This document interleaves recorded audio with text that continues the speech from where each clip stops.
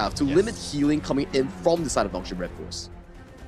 Exactly. I mean, the healing is pretty much, it's self-sufficient, right? It's no longer like a healing of all your teammates, because the heal is going to come from, obviously, Yao with his abilities, and then obviously Arthur as well with his sustain. So, like you said, they need to build anti-heal, but it's less about sort of like that crowd healing. It's more about kind of a single target trying to run down and burst down Yao and Arthur's potential of healing themselves. Which is true, right? You really need to limit them as much as possible. Don't give them any sort of lead through itemization mistakes here, as we do see the early 2v2 towards the mid lane, giving priority over to the side of Illusion, giving him the early access towards the jungle. Yeah, being able to clear out the mid wave a little bit faster here for the side of Tatsuri, but able to take away that Spike-tail beast, but also take a bit of a blade on the cheek there. Definitely showing that Illusion knows how to land those blades. But so far, Tatsuri getting so much resources for the team, and towards the bottom side, we do see Siri successfully picking up that fire beat for the team as well. Yeah, exactly. Just trading a little objectives here is definitely the aim of the game, right? And I mean, Nongshim, they can afford to lose this game, whereas Boom, however, cannot. So I feel like Nongshim are playing with a little bit more of a breeze between their knees, whereas Boom are facing against a rainy storm. It's the difficulty that they are set in, right? If we look at it through like multiple best of ones, Boom Esports needs to climb 2 best of ones repeatedly to force it into ultimate battle. For Nongshin Red Force, they are playing the game in like a lower difficulty. They have more room of error compared to Boom Esports. Every single misplay that Boom does from here on out is gonna be added pressure into limiting their potential comeback. Ooh, dive in at level 4 there. Trying to get the takedown of Illusion very early on, but actually casting out the ultimates of both Tatsuri as well as Carl there. And not getting a result is a little bit of a blunder here for Boom Esports, and maybe a sign of those mistakes that we were talking about moments ago. Yeah, and this is very aggressive stuff coming in by Tatsuri and also Carl, forcing the flash away from Illusion. So for the next 2 minutes, or 90 seconds at the very least, Illusion will be a juicy piece of steak that Tatsuri and Carl would love to be getting their hands onto. Oh, absolutely. I mean, he can only kind of gather and create as much distance there with the guard, her grave, but we can see here that Ratel's having like the time of his life here. There's just not enough damage coming from Migi just yet to get the rundown onto Ratel. Yeah, Ratel is super duper tanky here. That's the perks of having a battle tank like Ata Baishi in towards the Clash lane. You have so much laning prowess coming in from this one pick, and towards the mid game, you can start giving resources to the team and funneling more resource into jungle assassin carries like Haku or late game carries like Siri or Illusion. Oh, okay. Just doing a bit of a chip damage there, getting a bit of a knock up there for the couple blades, but quite missing out there. Expecting Migi to be in one space. I feel like that was probably a predestined decision that shouldn't have been made there, but it's going to be the ghost ship that forces away Tatsuri. He does get the ultimate battle, the ultimate finisher there from the Kong Ming, but it's not going to be enough damage just yet. And that was a very aggressive play coming in for the side of Ratel here. Utilizing the S1 flash to gap close against Tatsuri and pulling him back with the enhanced basic attack coming in from Atar's spell 2. And then it forces a 1-for-1 flash exchange, Ratel and Tatsuri here. So both of these spells, in terms of the common spell flash, wouldn't be available coming in for this specific Tyrant fight here. In the very least, this early game is looking pretty stable coming in for both teams. None of the both sides are actually giving an ounce for either of their teammates. Yeah, nothing's really shifting here just yet. Maybe it could be it's noticed, right? Because obviously the neutral objectives are online in around about 4 seconds, so this is probably where we're going to see a bit of a shift of focus here for both of these two teams. Tatsuri being found out into that brush there. Namu gets the knock with the burst ram as well, but also just not having to force the flash, but using that second skill just to get out there alive. Means that Tatsuri is going to be able to reform and go into a potential team fight here, but maybe not the same being said here for Migi. He's getting hit with those couple blades and forced a retreat here. That was a full freshly forged being jabbed into Migi's face there. If Migi went for the traditional build, that could have been an easy pickup coming in for the side of Nongshin Red Force here. And we do see both roamers here getting the vision for this specific river. None of the both teams want to relinquish control over this Tyrant as of this point.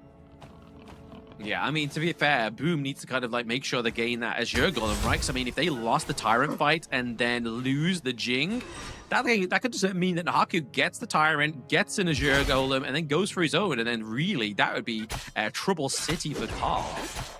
Yeah, it could be Trouble City because when we talk about like having double jungle assassins, you really need them to pocket the most gold in the game. If they somehow become like second in gold, third in gold, you know for a fact that the jungle assassin doesn't come into fruition in terms of damage, in terms of like being tanky, if they really do go for those tankier builds like we seen from the Jing, right?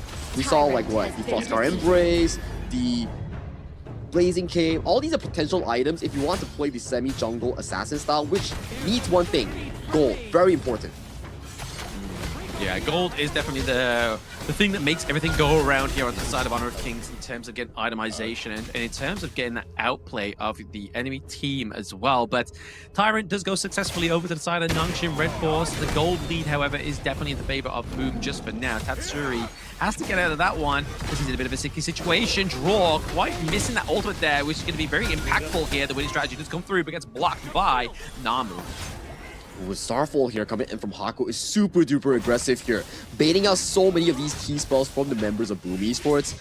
Tatsuri wouldn't have flashed later on for the next upcoming 2 minutes. Draw missing that crucial Raging Sea. If he hits that, maybe we might see a potential come around from Miggy with a beautiful Truth Mantra here. And you can see the aggressive invade coming in, force out Nongshim Red Force. Beautiful Ghost Ship. Yeah, Ghost Ship is completely to separate this team here apart, but now it's going to be obviously a bit of a dive in for the contention of that Azure Golem. It does go over to the side of Illusion as well, so that's going to starve the way the Azure Golem for Carl. But First Blood does go over to the side of Boom Esports. Winning strategy is not going to be winning and getting any kills just yet. Yeah, 1 for 1. 1 for the Azure Golem, 1 kill on back towards Bartel here. And you can see the aggressive movements coming in for Boom Esports to retake control on towards this Azure Golem. Overall, a very good Boom Esports win in finding the overextension coming in from Ratel's Ata.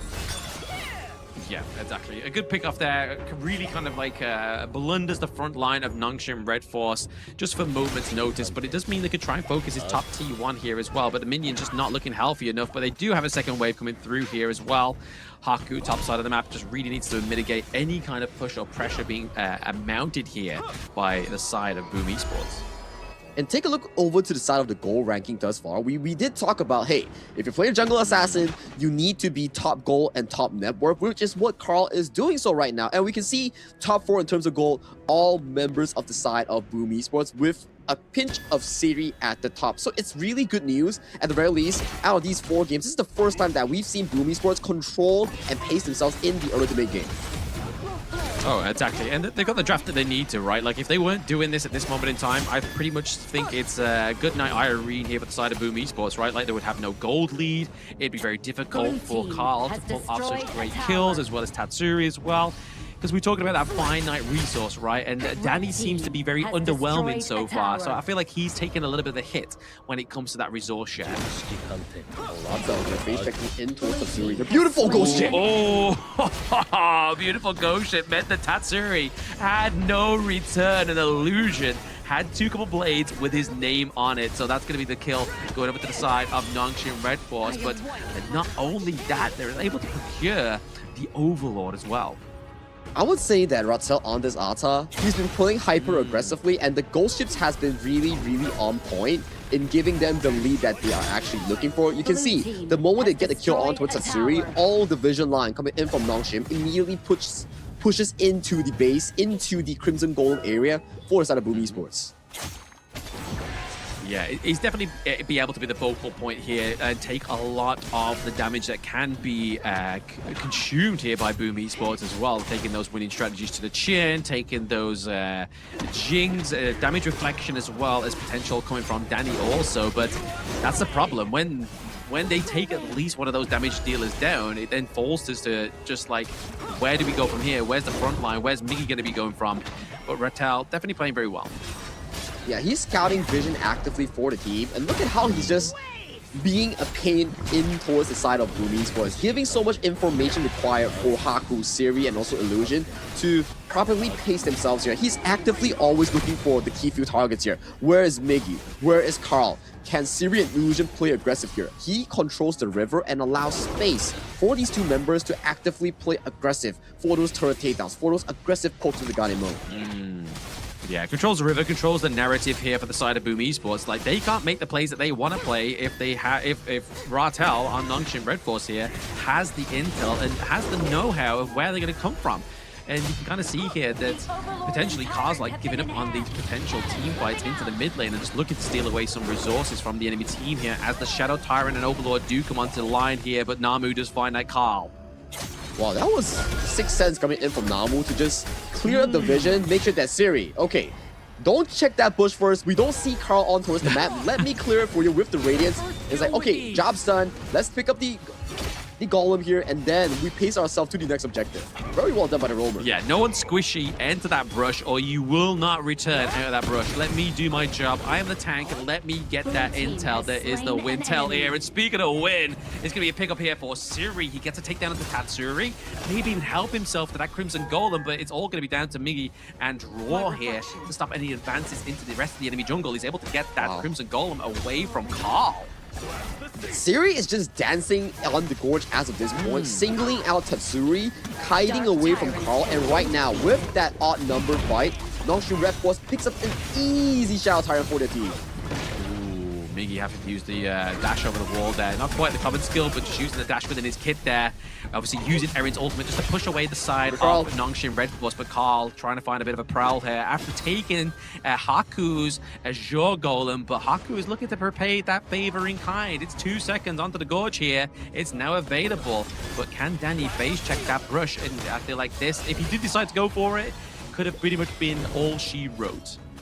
Yeah, it's a number advantage coming in for the side of Boom Esports here. Hence, Haku was like, hang on a moment. If I go here, I might be resulting our team into a deficit here. So immediately pulled back, and he allowed Siri on towards the cross map to gain more of the side lane control. And right now, with the mid tower being the next available target coming in for the side of Nongshim Red Force, this might just be going down in the next few minion waves.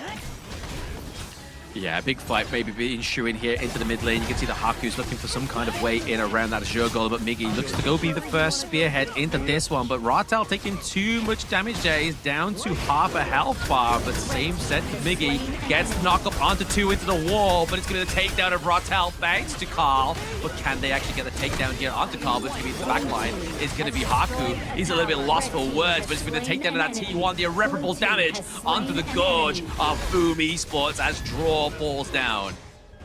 Tatsuri though, finding the potential snipe on towards the targets coming in for side of Boom Esports. But all this is happening! That is a beautiful snipe. On point one coming in from Illusion here. Carl face checks in towards the Impole here. Doesn't get the kill, but still, throughout those trades, yes, Boom Esports gets the kills back in towards their pockets here. But Nongshim Red Force back-to-back mid-turrets towards that mid-side. Yeah, they knew the ultimate sacrifice, right? They knew that if Ratel and Haku fell, and that meant that the distraction was there, it meant that T1 takedown, and even the bonus of that T2 was available for Siri to take up, but it's also all the set up by that knock up there, but obviously the Mirror Mirage was just so good placed here for Carl, but it just wasn't enough. It was just playing into Nongshim's hand. All the spells were invested in towards the Ratel Ata coming in from Miggy, coming in from Carl, Mirror Domain, Truth Mantra. And you can see, Siri was just comfortably doing DPS on towards the sideline with no one being able to give any form of like pressure or whatsoever on towards the farm lane player. Yeah, the pressure is definitely being formed here onto the side of Boom, Danny, right? Like, obviously, not quite having the moment to shine here, but I feel like it just goes back to the point you were making within the draft, is the fact that there is 3 big powerhouses onto the side of Boom, and they don't know where to put these resources. And the resources that they've already put into the members, that it looks like it's Carl and Tatsuri, and Danny's kind of fall away at the wayside here, is being a little bit of the wrong decision so far, because Nongshim have free roam of their jungle. Free roam the jungle, every resource is going in towards the pockets of Siri and also Illusion. And you can start to see the Overlords piling in towards that bottom side of the map. Once they finish up that bottom side of the map, they will reposition themselves in towards the bottom river and look to get that Shadow Tyrant here. Everything is lining up for Nongshim Red Force to take this series in this specific game right now, Black. Yeah, with the loss of their final T2 down to the bot side of the map here, Boom is definitely going to have to do some tending of the garden, or maybe even take some life insurance here, as obviously the defense of their T3s is now going to be crucial at most, but it's going to be all that damage. Namu is tanking it. Ratel is here as well. We see that Haku just put in a bit of aggression on the draw, and the damage is just not enough coming through onto the side of Boom Esports. But Boom Esports still did a valiant effort in defending their base. So no tier 3 has been taken down coming in for the base here. And you can see Namu very aggressive in his own gameplay, enforcing the positions from the side of Boom Esports. On the flip side, Carl did pick up the Azure Golem from his own base, and he does happily return to defending the base. Yeah, I mean, Illusion there, man. Like, he's really showing that he's doing damage right. I mean, it would be less impressive if it was the likes of Danny, Tatsuri, or Carl, who are very squishy heroes. But when you knock Draw down to around about 1/5 health with one couple blades, it's scary. You know he's farmed up, man. You know he's farmed up. Look at him aggressively throwing out those freshly forged every once a few moments here, chunking out multiple members of Boom Esports. Every freshly forged hit gives more room for Nongshim to start crumbling the side lane towers here. The prize right now are these juicy tier 3 towers here. Once these are taken down, the hope for Boom Esports gets diminished instantly. It does get diminished as well here. It's going to be the full front attack of that top side of the T3 as well. Miggy tries to go for a bit of a saving grace with the flash in, but it looks like more of a bit of a Harry Carry flash as Carl gets taken down as well. The winning strategy is just not hitting hard enough, especially when Namu is the victim. It's not looking good at all for side of Boom Esports here. Carl being the first one to fall. 4v5 for the next fight, missing out the truth mantra here with the minion waves marching in mid and top. This might be the final moments of Boom. It may be the final moments of Boom here with the minions going in for the crystal here. Is this going to be the dual knockup for Miggy? Is that going to be enough to blunder the feet of Boom Esports? But it looks like all that damage from Illusion is going to be only claimed kill here onto Tatsuri, as they're looking to take a 2-0 trade here onto the side of Nongshim Red Force. Not quite having enough power in the tank to take the crystal. That was an amazing setup here coming in from the side of Namu here, finalizing the kill on towards Tatsuri. 20 seconds, minion waves coming in. 3v5, what do you do, Boom?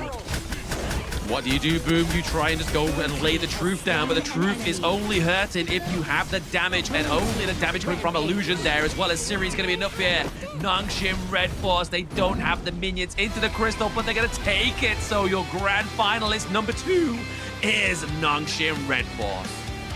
Back-to-back intense games between Nongshim Red Force and Boom Esports. But in the end, the team that was the last place of Group A climbed all the way up from the second half of the bracket here, advancing, defeating opponents after opponents. It first was DMT, now it's Boom Esports, and right now they go to the finals to repeat history, facing off against Nova Esports for that rematch from KSI4. Great performance there from Nongshim. Obviously, they got the second win there towards the end of this series. And like you said, history repeats itself. Literally 12 months ago, Nongshim Red Force dominated Season 3 Invitational and were then at the final hurdle, which was none other than Nova Esports, where they fight again in the same tournament just a year later. Man, this is just peak storyline, right? For a team like Nongshim Red Force that did really well in the group stage, now it comes back to the question: did they really did bad on like purpose, or was it like saying like, hey guys, it's group stage, no one really gets knocked off, so let's just experiment with it? And the experiment that they did definitely paid off. From the bottom of Group A, Nongshim proves their redemption and hits to the grand final. What a Cinderella story we're looking at. Exactly, yeah. Group stage, they were all the way at the bottom of Group A to the semi-finals, and then just completely riding that momentum from the first quarterfinals match that they had, and completely shocked us all. they have continued to roll onto the semifinals, to roll through Boom Esports with a 4-1 fashion, the same fashion that Nova beat Blacklist earlier. So unfortunately for the PKL teams, they only were able to get one win onto the board against their opponents. But for Nongshim, they now get to go back and try and prove themselves against Nongshim after a year, and with some new faces on their team, as well as Kong Ling on Nova Esports.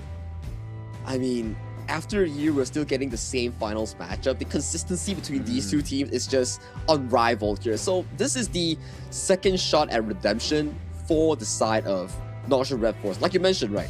New team, new players, same results thus far. But whether or not it will end the same scoreline, we don't know. We can only find out tomorrow. And today is a sad day for PKL fans like IKL fans from yesterday, because this is where PKL stops, at top 4 once again in the international stage.